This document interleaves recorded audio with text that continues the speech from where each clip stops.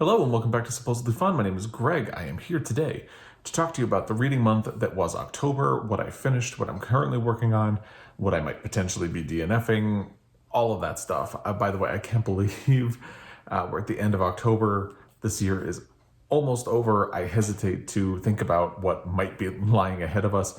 And so October was a tough month in terms of reading. I only managed to finish 4 books. One of them very narrowly. I only just managed to get it in last night. So it was a slow reading month. I'm still very much working through a lot of what I was working on in the month of October. There's just, there's a lot of things going on. Work has been busy. Mostly it's just like general stress and anxiety about the state of the world that has completely slowed me down. And, the news cycle and all of that stuff. It's a lot. And I hesitate to even say that we're at the finish line because the election in the United States is next week. And who knows what's going to happen with that.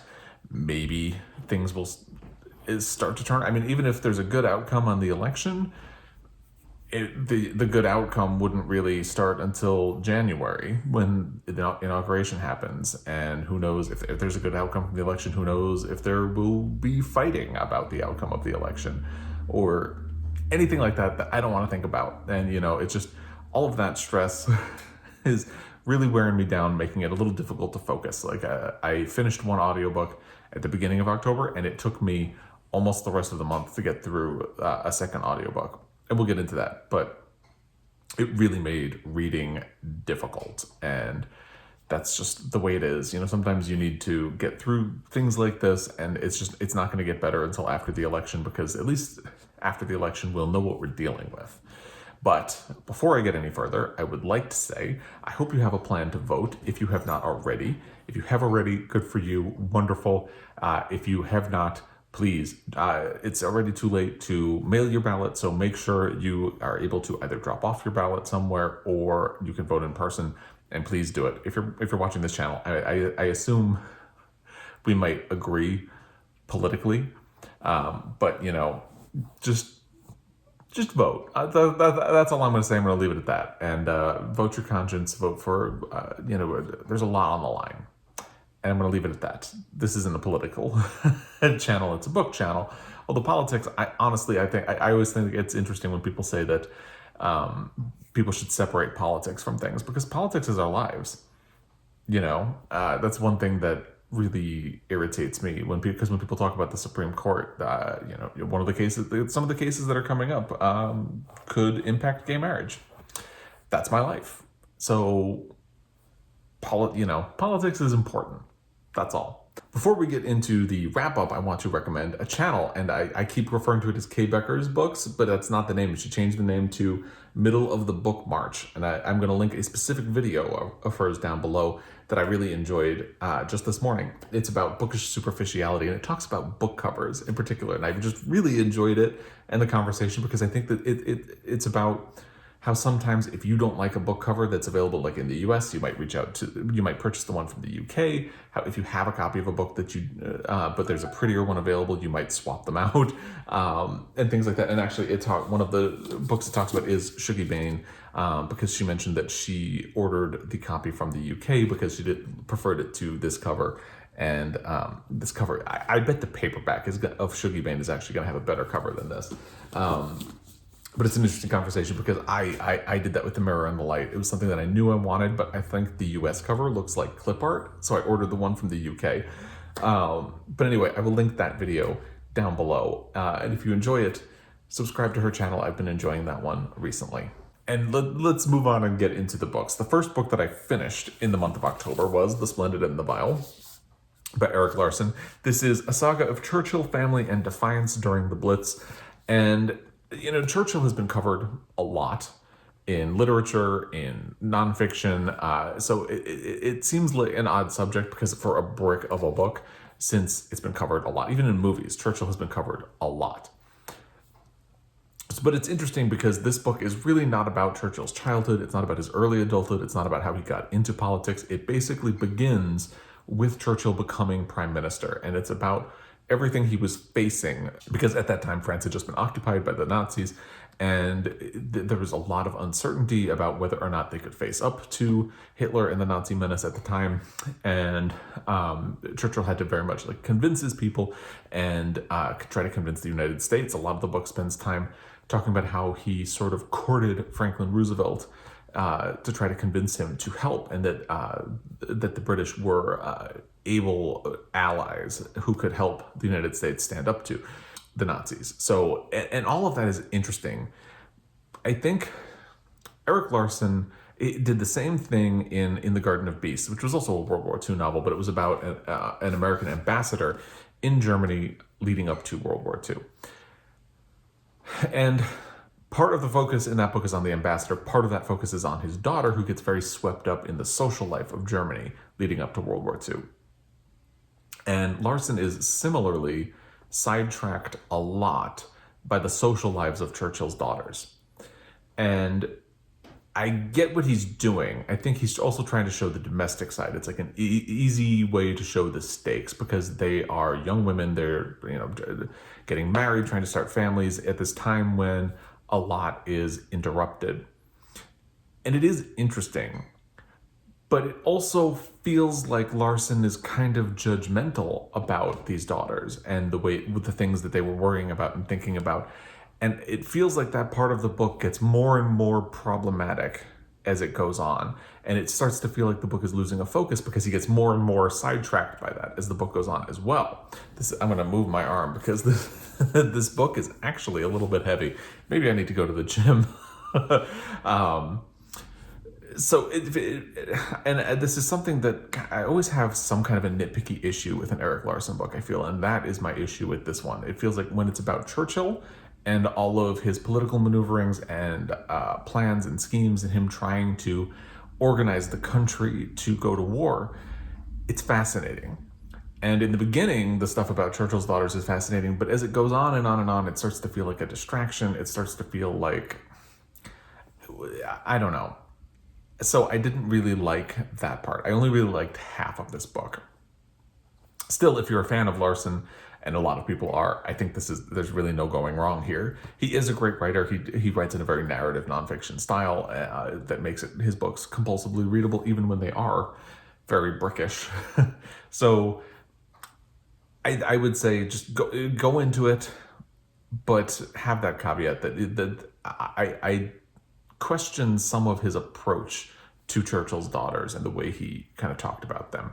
But I haven't seen anybody else talk about that, so maybe I'm just being overly sensitive.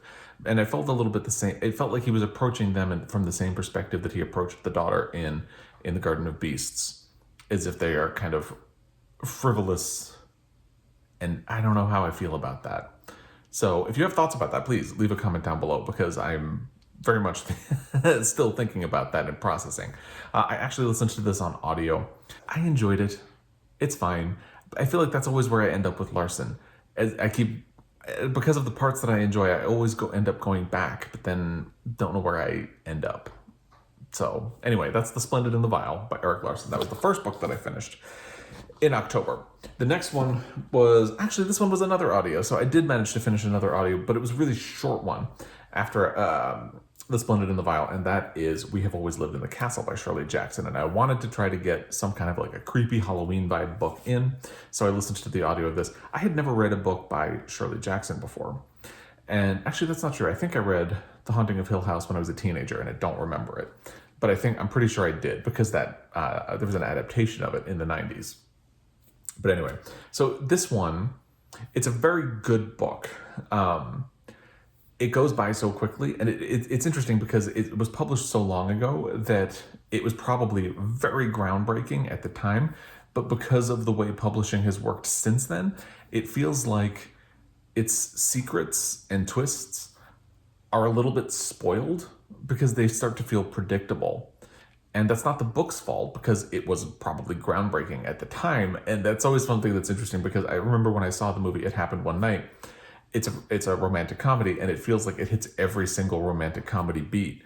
But then you remember, it's like, oh, but this was the first movie to do that. So you can't really fault it. But anyway, it's about two sisters and their uncle living in a house, and they are isolated from the community.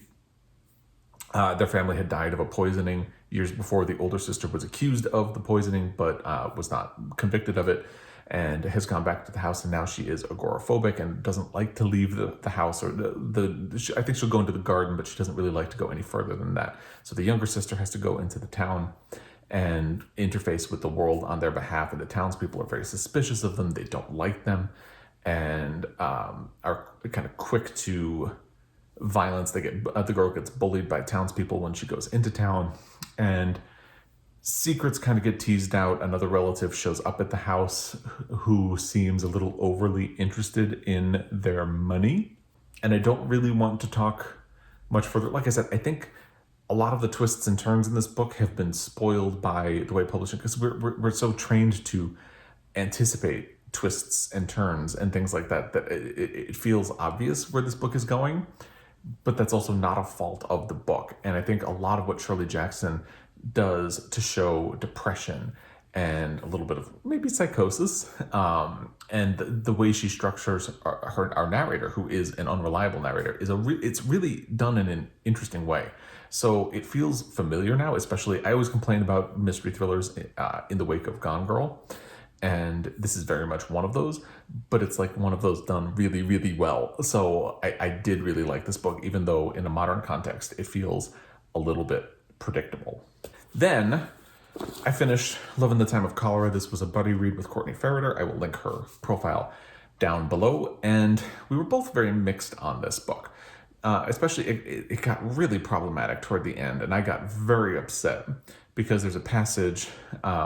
there's a part in the book where it mentions that one of the characters was raped, and she spends the rest of her life she didn't see the man's face, and she spends the rest of her life looking for that man because she's in love with him. And it's just like, oh, what? It's so gross. It's really gross. And then you find out in the end that and I don't think this is a spoiler because it's treated as a very offhand revelation, which is part of the problem, that Florentino, who is one half of the big romance at the center of this book, had sexually assaulted a woman and gotten her pregnant, and then managed to kind of shrug that off. And it's like, whoa. It's gross. And I know there are... Because in looking into the book afterwards, Courtney and I found things where Marquez is kind of deliberately structuring things so that you're not supposed to take anything at face value. You are supposed to question whether or not the people are good characters or good people, and what their motivations are, and whether or not they deserve a happy ending, and things like that. And yet, it feels gross. And it's interesting, too, because this is a translated work. It was translated by Edith Grossman. And Florentino himself loses his virginity when he is sexually assaulted.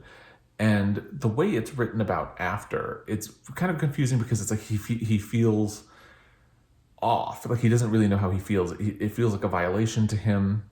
And yet he does the same thing that the woman I mentioned earlier does. He's seeking out the person who assaulted him, because he's also transfixed by them and captivated, and thinks of it in kind of romantic terms. And yet the word rape is used. And then Courtney and I were wondering, well, I would be interested in knowing what the original wording is. Is that a word Gabriel Garcia Marquez himself used, or is that a word Edith Grossman used to define what happened to Florentino?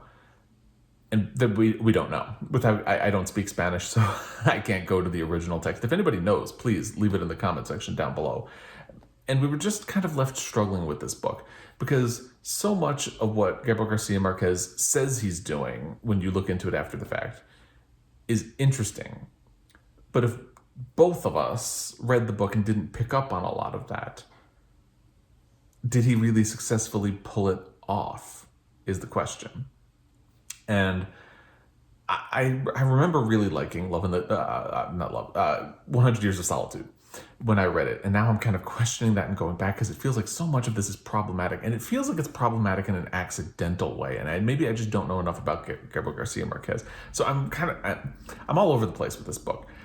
I really aggressively did not like parts of it. I thought it was really problematic. But is that intentional? I don't really know. And I don't know enough about Gabriel Garcia Marquez's writing to have an accurate answer. And it's something that I'm going to need to look into. But because I've been so stressed with everything going on and all the anxiety and all that stuff, haven't really done it.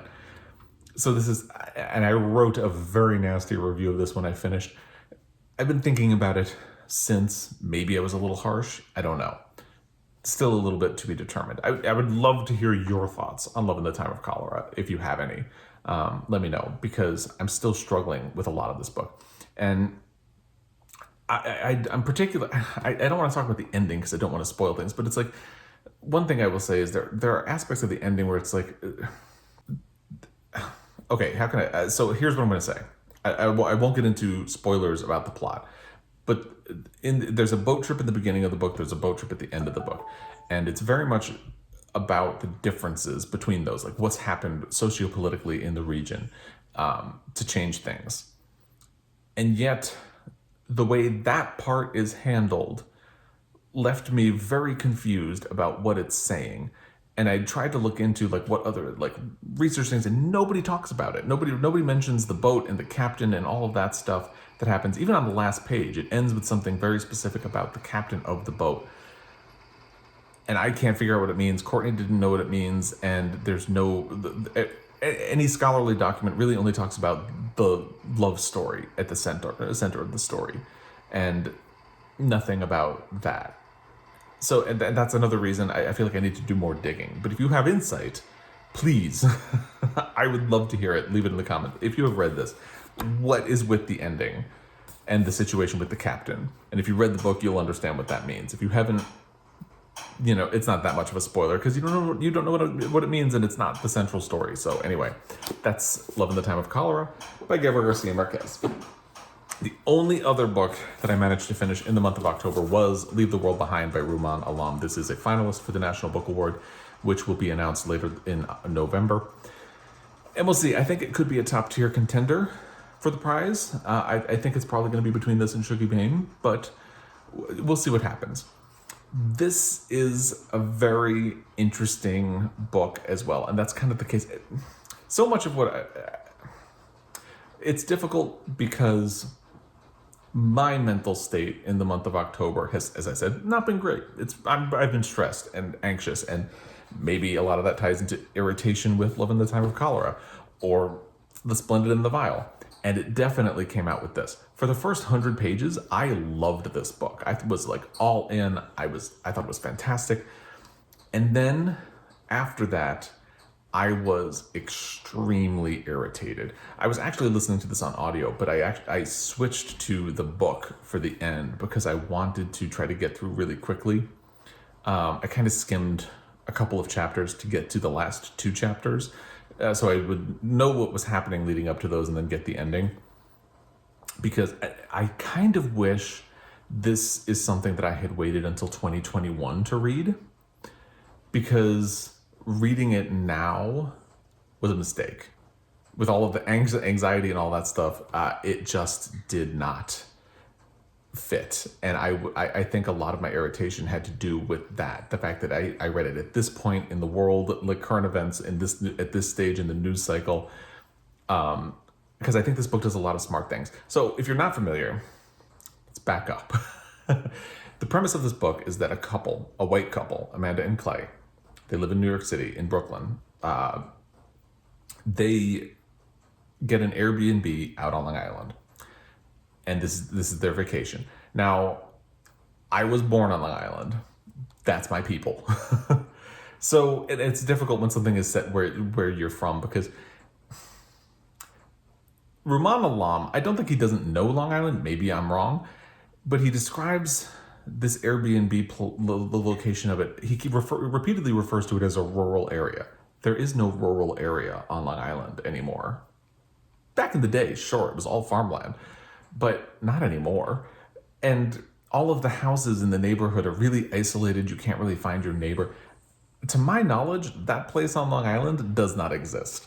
So that's like, but fiction is its own world. You can twist things, it's something that happens all the time. Like if you read A Little Life, which I hated, by the way, but if you read A Little Life, it's set in familiar areas of New York City, but it's clearly also a fantasy version of New York City. So maybe this is like fantasy Long Island, where there is a rural area on Long Island where you can be isolated, because isolation is kind of the point.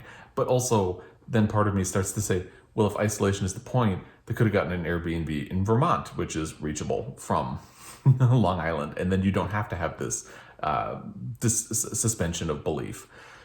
So, great, I know. But anyway, so Amanda and Clay get an Airbnb. They take the 2 teenage children out there, and they're on vacation, and everything is going great. And what I really loved about this part of the book is that it gets at all of our superficial vanity as people and our reliance on technology and how we interact with technology and ourselves and our opinion of ourselves. And it's really poking holes in everything that the characters do. They are very deeply flawed people, but they're flawed in interesting ways and relatable ways, because these are things that we all do. Like they think a lot of themselves, even as they kind of wonder about their place and whether or not they actually know what they're doing. And it's all fascinating. Things get complicated when one night, not long into their stay, the doorbell rings, and it's a Black couple who say that they are the people who own the house that they're staying in. And they say that they were in New York City and there was an emergency broadcast warning, and they didn't know what to do or where to go, so they returned to the house. And it's at that point, everything is very mysterious. It's almost like a thriller thing, and I was really into that because you don't know if you've ever read The Mousetrap or seen it performed. That's kind of what the book is doing up to that point, because you don't know if something happened, you don't know what happened, you don't know who these people are, what their intentions are, and the way it talks about it takes the perspective of the husband of the people who own the house. His name is George, GH he goes by. It takes his perspective, and he keeps talking to Amanda and Clay as if he's a salesman, like he's trying to get them to believe things. And when you first meet him, it instantly makes you suspicious of him and his motivations. And I don't really want to go into what happens after that moment, because I think that's something that you need to discover on your own as you go through this book. But one of the things that I think is really interesting and very smart is that over time, you contrast Clay, the white husband, and George, who is the Black husband, the person who owns this house, this fancy house out on Long Island. And of course, you have a lot of things about race. Oh, by the way, the internet is suddenly not working and the TV is not working. So they have no way of really checking on the news to find out what's really happening or if what George and his wife Ruth are telling them is true. But you get to contrast Clay, the white husband, with George, and you start to see that Clay has this like swagger, and it really boldly inhabits the world. He's kind of, as soon as they get to the house, he like strips off most of his clothes and is walking around in a bathing suit, and he's always very aware of where his penis is and things like that. And he just has this swagger and entitlement in the world. And then you see George, the Black husband, who is always aware of perception and how people are perceiving him in particular. And I think that's why he always thinks about things in terms of selling people on what he's saying. And it's so interesting because you have the contrast between the white male who the world is created for and is confident and doesn't really think about how people are going to perceive him, and he just swaggers, and all he can think about is his masculinity and perpetuating it. And then you have George, who's very aware of like how people might perceive Black people who have a fancy house out on Long Island and whether or not they're going to believe them. And that's fascinating. So this book does so many really, really smart things, but oh my God, it really started to irritate me reading it right now. And I struggled to get through it. And like I said, I'm not really going to go into anything that happens in the last half of the book. I will just say that, especially the characters, it started to, and I think it's much more a reflection of where I'm at mentally than it is about the book. I wish I had read this next year in 2021. I mean, who knows? Maybe next year is going to be worse and it'll be a worse time to read it. And it's just, I think part of where it's hitting me is obviously, not only are we in an election cycle, we're in the middle of a pandemic. hopefully we're in the middle. I don't know. Maybe we could still be in the beginning, which would be a terrifying thought. But this book is also about how ill-equipped we are to deal with emergency situations or tragedies or situations that are outside of the norm, because so much of the world that we know depends on structure. And it turns out that the structures we rely on are, first of all, extremely fragile. And second, a lot of them depend on people behaving with scruples and with dignity and in a way that will withhold that structure. And when that gets taken away, we have nothing. And it's difficult to read a book about that when you are experiencing that. So, I wish I had read this in 2021. I feel like I would have been much more open to it at that point. So this is difficult because it's like, I very much recommend this book. If you're in the same or similar mental state to me, maybe wait. But yeah, I may revisit this book at some point because I feel like it would deserve that second look when I'm not where I am, because it does so much that's smart, and there's so much smart stuff going on in this book. And I resisted it a lot.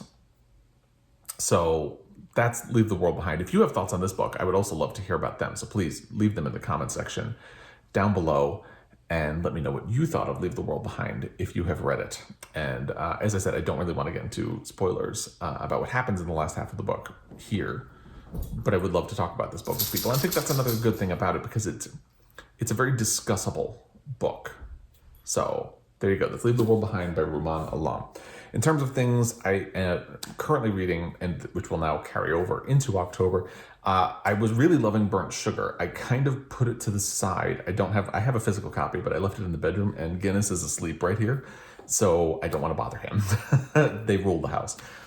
I was really enjoying it. I kind of put it to the side once I started hitting, I don't want to call it a reading slump, but once I really started struggling with reading in October, I needed to focus on like Shuggie, Bain, and Love in the Time of Cholera, and get through those. So I kind of put it to the side. I haven't picked it up in about 2 weeks, but I was really loving it, and I'm going to be very excited to get back to it in the month of November. And it is interesting. It was very interesting reading it alongside Shuggie, Bain, because this is a book about a toxic relationship with a mother. That is a book about a toxic relationship with a mother. So, I mean, maybe it was also like not helping my mental state for that. But anyway, so Burnt Sugar is going to continue into November. Shuggie, Bain is going to continue into November. This is a buddy read with Amelia. Amelia reads, she's a commenter.